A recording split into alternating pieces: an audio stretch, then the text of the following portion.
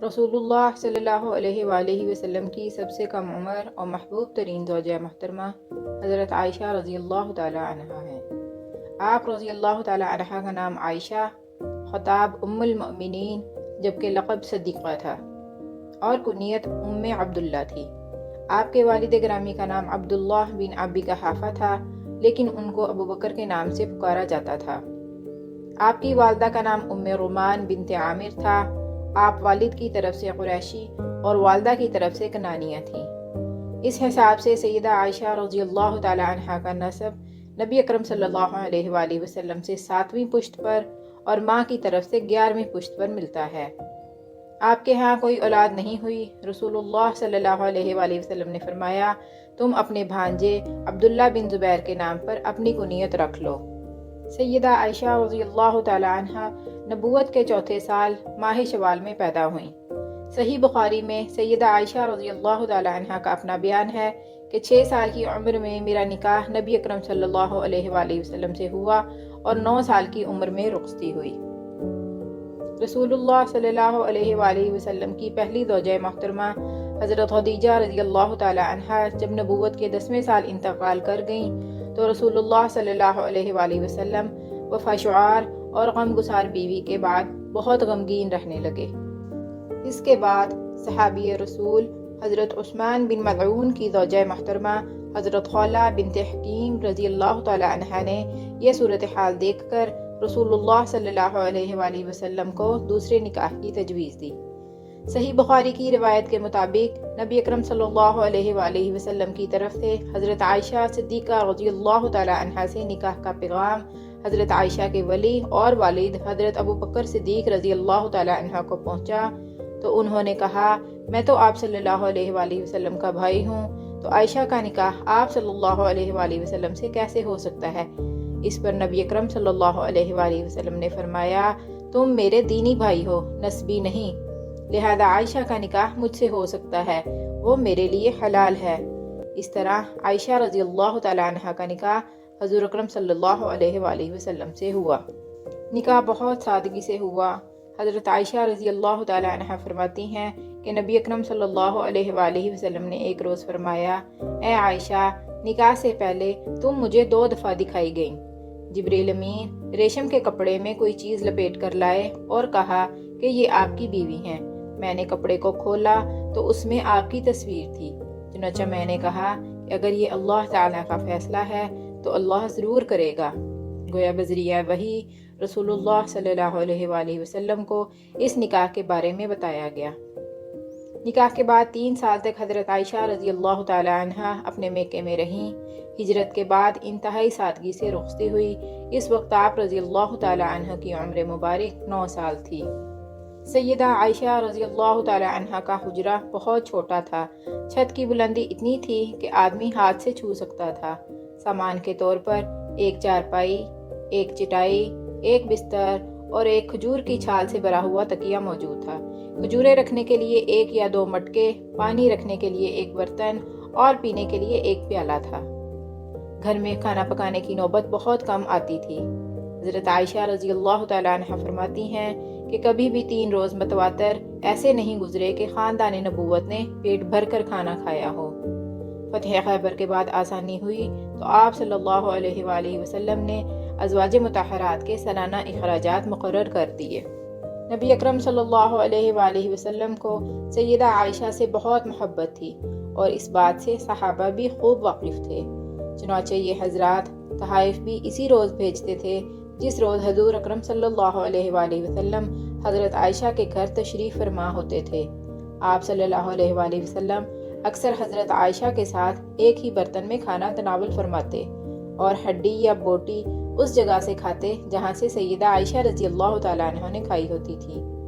ایک دفعہ رسول اللہ صلی اللہ علیہ وآلہ وسلم نے فرمایا، عائشہ، جب تم مجھ سے خوش یا ناراض ہوتی ہو تو مجھے پتہ چل جاتا ہے۔ حضرت عائشہ رضی اللہ تعالیٰ عنہ نے فرمایا، وہ کیسے؟ تو آپ صلی اللہ علیہ وآلہ وسلم نے جواب دیا، جب ناراض ہوتی ہو تو کہتی ہو ابراہیم کے رب کی قسم، اور جب خوش ہوتی ہو تو کہتی ہو محمد کے رب کی قسم۔ یہ سن کر حضرت عائشہ صدیقہ نے جواب دیا، اے اللہ کے رسول، صرف زبان سے نام چھوڑتی ہوں، دل میں تو آپ ہی بسے ہوتے ہیں۔ حضرت عائشہ رضی اللہ تعالی عنہا کی حضور اکرم صلی اللہ علیہ وآلہ وسلم سے محبت کا عالم یہ تھا کہ گھر میں خادمہ ہونے کے باوجود حضور اکرم صلی اللہ علیہ وآلہ وسلم کا ہر کام خود اپنے ہاتھوں سے کیا کرتی تھیں، ہر معاملے میں آپ کی پسند اور خوشی کا ہر وقت خیال رکھتی تھیں۔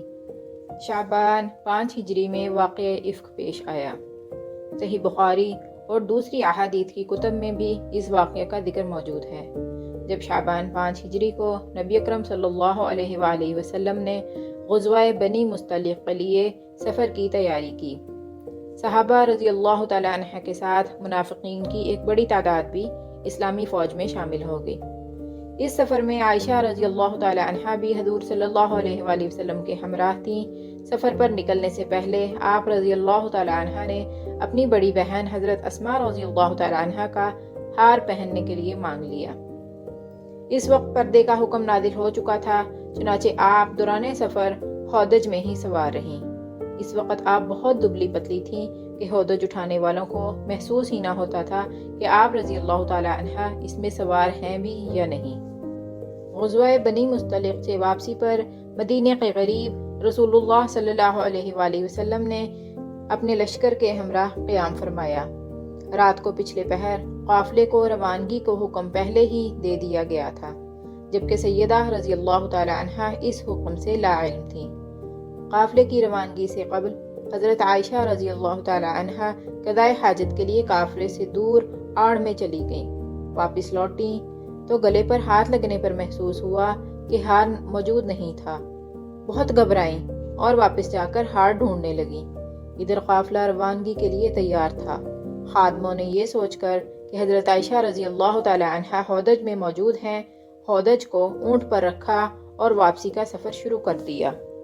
لشکر روانہ ہو چکا تھا جب حضرت عائشہ صدیقہ کو اپنا ہار بھی مل گیا۔ واپس آئیں تو دیکھا کہ لشکر وہاں سے جا چکا تھا۔ آپ رضی اللہ تعالیٰ بہت پریشان ہوئیں۔ آپ نے سوچا کہ اگلے پڑاؤ پر جب آپ صلی اللہ علیہ وآلہ وسلم میری غیر موجودگی سے واقف ہوں گے تو صحابہ کو بھیج دیں گے۔ یہ سوچ کر آپ اپنی چادر اوڑھ کر لیٹ گئیں اور آپ کو نیند نے آ لیا۔ صحابی رسول صفوان بن معطل رضی اللہ تعالی عنہ سامان سے گری پڑی چیزیں اٹھانے کے لیے لشکر کے پیچھے رہتے تھے۔ صبح کے وقت وہ اس جگہ پہنچے جہاں لشکر نے پڑاؤ کیا تھا۔ وہاں پہنچ کر ان کی نظر سیدہ عائشہ رضی اللہ تعالی عنہ پر پڑی۔ انہوں نے عائشہ رضی اللہ تعالیٰ کو پہچان لیا تھا، کیونکہ پردے کا حکم آنے سے پہلے انہوں نے عائشہ صدیقہ رضی اللہ تعالیٰ عنہ کو دیکھا ہوا تھا۔ حضرت عائشہ رضی اللہ تعالیٰ عنہ کو دیکھتے ہی انہوں نے ان للہ و انا الیہ راجعون پڑھا۔ ان کی آواز سن کر عائشہ صدیقہ رضی اللہ تعالیٰ عنہ کی آنکھ کھل گئی۔ ان کو دیکھتے ہی آپ رضی اللہ تعالیٰ عنہ نے اپنا منہ چادر میں چھپا لیا۔ سیدہ عائشہ رضی اللہ تعالیٰ عنہ خود فرماتی ہیں، اللہ کی قسم صفوان نے نہ مجھ سے کوئی بات کی اور نہ میں نے ان کے منہ سے سوائے انا للہ کے اور کوئی کلمہ سنا۔ صفوان رضی اللہ تعالیٰ عنہ نے اپنا اونٹ حضرت عائشہ رضی اللہ تعالیٰ عنہ کے سامنے بٹھا دیا اور خود پیچھے ہٹ گئے۔ جب سیدہ اونٹ پر سوار ہو گئیں تو صفوان رضی اللہ تعالیٰ عنہ مہار پکڑ کر اگلی منزل کی طرف روانہ ہو گئے اور دوپہر کے وقت اسلامی لشکر میں شامل ہو گئے۔ یہ ایک معمولی واقعہ تھا اور دوران سفر اکثر ایسا ہوتا رہتا تھا، لیکن لشکر میں منافقین کی بھی ایک بڑی تعداد شامل تھی، لہٰذا انہوں نے موقع پا کر حضرت عائشہ صدیقہ رضی اللہ تعالیٰ عنہ پر بدامنی کا الزام لگا دیا۔ مدینہ پہنچ کر حضرت عائشہ رضی اللہ تعالیٰ عنہ بیمار ہو گئیں۔ 1 مہینہ بیماری میں ہی گزر گیا۔ اسی عرصے میں منافقین نے اس واقعہ کو بہت ہوا دی۔ عبداللہ بن عبی اور دوسرے منافقین کے علاوہ اس سازش میں 3 مسلمان حسان بن ثابت، امنہ بنت جحش اور مستاح شامل تھے۔ یہ مسلمان منافقوں کے پروپیگنڈے کا شکار ہو کر گمراہ ہو گئے تھے۔ اس دوران حضور صلی اللہ علیہ وآلہ وسلم کا سلوک بھی حضرت عائشہ رضی اللہ تعالیٰ عنہ سے پہلے جیسا نہ رہا تھا۔ پہلے جب آپ بیمار ہوتی تو رسول اللہ صلی اللہ علیہ وآلہ وسلم آپ کی دلجوئی کرتے، ہر وقت خیال رکھتے۔ یہ چیز آپ رضی اللہ تعالیٰ عنہ کی بیماری میں اضافہ کر رہی تھی۔ اس 1 مہینے کے عرصے میں رسول اللہ صلی اللہ علیہ وآلہ وسلم پر بھی کوئی وحی نازل نہ ہوئی۔ رسول اللہ صلی اللہ علیہ وآلہ وسلم بھی سخت اضطراب کے عالم میں تھے۔ اسی دوران آپ صلی اللہ علیہ وآلہ وسلم حضرت عائشہ صدیقہ سے ملنے گئے۔ آپ اس وقت اپنے والدین کے پاس یعنی ابو بکر صدیق رضی اللہ تعالیٰ عنہ کے گھر میں موجود تھیں۔ رسول اللہ صلی اللہ علیہ وآلہ وسلم جب حاضر ہوئے تو فرمایا، عائشہ اگر تجھ سے کوئی گناہ سرزد ہو گیا ہے تو اللہ تعالیٰ سے معافی مانگ لو، اللہ معاف کر دے گا، اور اگر نہیں کیا ہے تو اللہ تیری پاک دامنی بیان کرے گا۔ جس پر عائشہ رضی اللہ تعالیٰ عنہ کہنے لگی، سچ کہوں گی تو کوئی مانے گا نہیں، جھوٹ بولوں تو کیا اپنے آپ کو برا کہوں؟ بس میں وہ کہتی ہوں جو یوسف علیہ السلام کے باپ نے کہا تھا۔ یہ کہہ کر عائشہ رضی اللہ تعالیٰ عنہ فرماتی ہیں کہ میں لیٹ گئی۔ مجھے یہ علم نہ تھا کہ میرے بارے میں قرآن آئے گا۔ اسی وقت حضور صلی اللہ علیہ وآلہ وسلم پر وحی نازل ہوئی۔ نزول وحی کے بعد رسول اللہ صلی اللہ علیہ وآلہ وسلم کا چہرہ مبارک روشن ہو گیا۔ وہ مسکرانے لگے اور کہا، عائشہ مبارک ہو، بے شک اللہ نے خود تمہاری گواہی دی ہے۔ یہ سنتے ہی ام رومان کہنے لگیں، عائشہ اٹھو، اپنے خاوند کا شکریہ ادا کرو۔ جس پر عائشہ رضی اللہ تعالیٰ عنہ کہتی ہیں، میں نے کہا میں اپنے اللہ کا شکر ادا کروں گی جس نے میری گواہی دی ہے۔ اللہ تعالیٰ نے حضرت عائشہ رضی اللہ تعالیٰ عنہ کی برات میں پوری 10 آیات نازل فرمائیں جن کی تلاوت قیامت تک ہوتی رہے گی۔ شادی کے بعد حضرت عائشہ صدیقہ رضی اللہ تعالیٰ عنہ نے رسول اللہ صلی اللہ علیہ وآلہ وسلم کے ساتھ صرف 9 برس گزارے۔ رسول اللہ صلی اللہ علیہ وآلہ وسلم کی وفات کے وقت آپ رضی اللہ تعالیٰ عنہ کی عمر 18 برس تھی۔ نبی صلی اللہ علیہ وآلہ وسلم اپنے وصال کے وقت حضرت عائشہ رضی اللہ تعالیٰ عنہ کے حجرے میں موجود تھے اور انہی کی گود میں انتقال فرمایا۔ رسول اللہ صلی اللہ علیہ وآلہ وسلم کی تدفین بھی حضرت عائشہ رضی اللہ تعالیٰ عنہ کے حجرے میں ہوئی۔ رسول اللہ صلی اللہ علیہ وآلہ وسلم کی وفات کے بعد آپ رضی اللہ تعالیٰ عنہ تقریباً 50 سال حیات رہیں۔ حضرت ابو بکر رسول اللہ صلی اللہ علیہ وآلہ وسلم کی وفات کے بعد 2.25 سال خلیفہ رہے۔ ان کی وفات کے بعد حضرت عمر رضی اللہ تعالیٰ عنہ کے دور خلافت میں تمام ازواج مطہرات کو 10 ہزار اور حضرت عائشہ صدیقہ رضی اللہ تعالیٰ عنہ کو 12,000 سالانہ وظیفہ ملتا رہا۔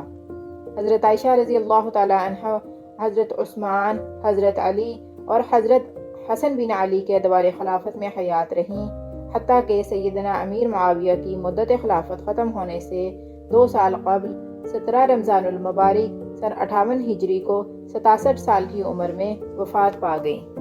آپ رضی اللہ تعالیٰ عنہ کو نہ صرف قرآن اور حدیث بلکہ تاریخ، ادب، خطابت اور طب میں بھی مہارت حاصل تھی۔ حضرت ابو موسیٰ اشعری رضی اللہ تعالیٰ عنہ سے روایت ہے، ہم اصحاب محمد صلی اللہ علیہ وآلہ وسلم کو کوئی ایسی مشکل بات کبھی پیش نہیں آئی کہ جس کو ہم نے حضرت عائشہ رضی اللہ تعالیٰ سے پوچھا ہو اور ان کے پاس اس سے متعلق معلومات ہمیں نہ ملی ہوں۔ آپ رضی اللہ تعالیٰ عنہ جتنی دیر حیات رہیں فتویٰ دیا کرتی تھیں۔ آپ کا شمار مدینہ کے ان چند علماء میں ہوتا تھا جن کے فتاویٰ پر لوگوں کو اعتماد تھا۔ حضرت عائشہ رضی اللہ تعالیٰ عنہ کی روایت کردہ احادیث کی تعداد 2210 ہے، جن میں سے صحیح مسلم اور صحیح بخاری میں 286 احادیث شامل ہیں۔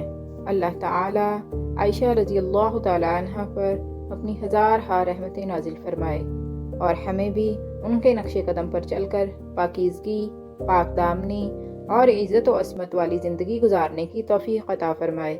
آمین یا رب العالمین۔